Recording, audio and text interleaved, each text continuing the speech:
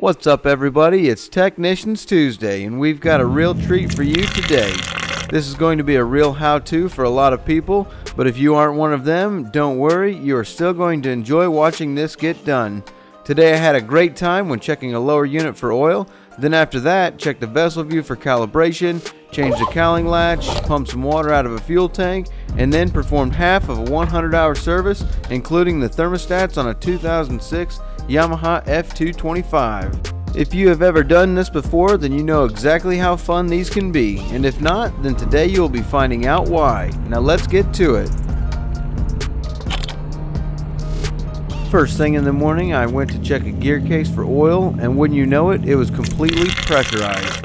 So after making a huge mess and then spending an hour cleaning up the rocks and taking a shower, I had to change the top latch cable on a Verado cowling. These are quick and easy to do, but for a full tutorial of it, I will link to our video in the description.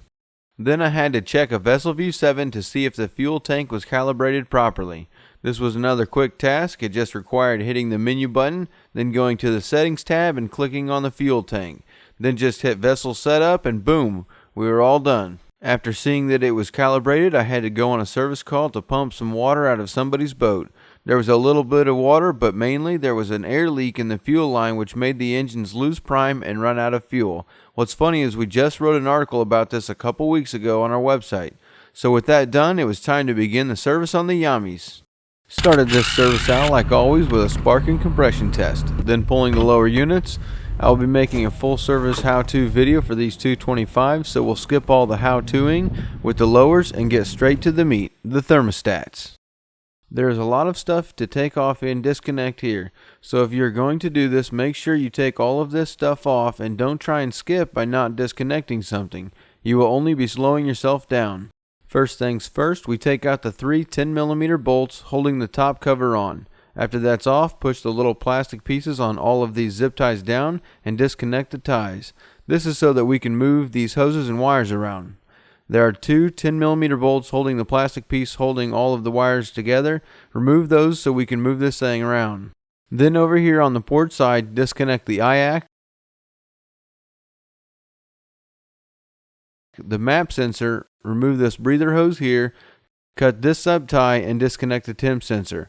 Then remove these three bolts and also this metal bracket here. Use a pair of pliers to remove the bolts and remove this black hose here.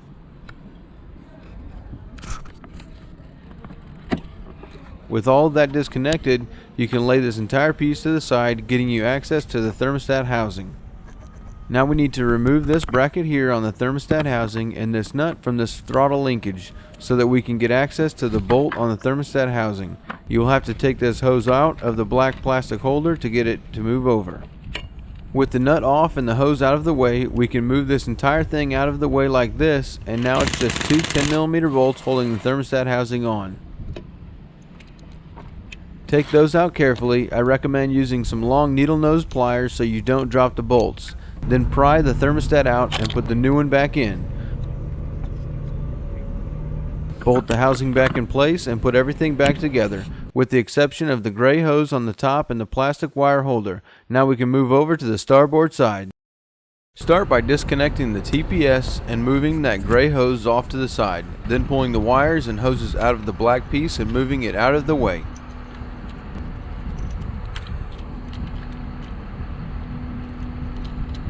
Take this screw out here holding this hose in place, but don't touch the TPS sensor. This can be done without removing and messing with the TPS settings. With that bracket off, we can move the hose out of the way and use a 10mm wrench to get this bolt out. With the bolts out, we can pull the housing out and remove the thermostat. Clean out the inside of the housing and install the new thermostat. Now we can put everything back together and move on with the service. With everything back together, that is going to close out our Tuesday for us here on this Technicians Tuesday. For this week's project updates, we got a little bit of work done on the 1985 25-foot Pursuit Tiara. With the deck closed off from where the inboard was and the bracket tightened back up, I installed the deck bilge access port.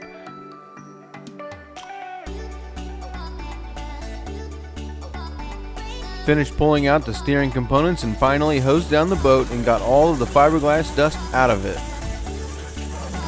I want to thank you all for sticking around with us here today, and if this is your first Tuesday, we hope you will get subscribed to the channel, give the video a thumbs up, and tell us what you think in the comments section below. Remember, you can connect with us on our website at bornagainboating.com. All the links to other videos in our site are in the description below. Enjoy your Tuesday night, and we'll see you next week.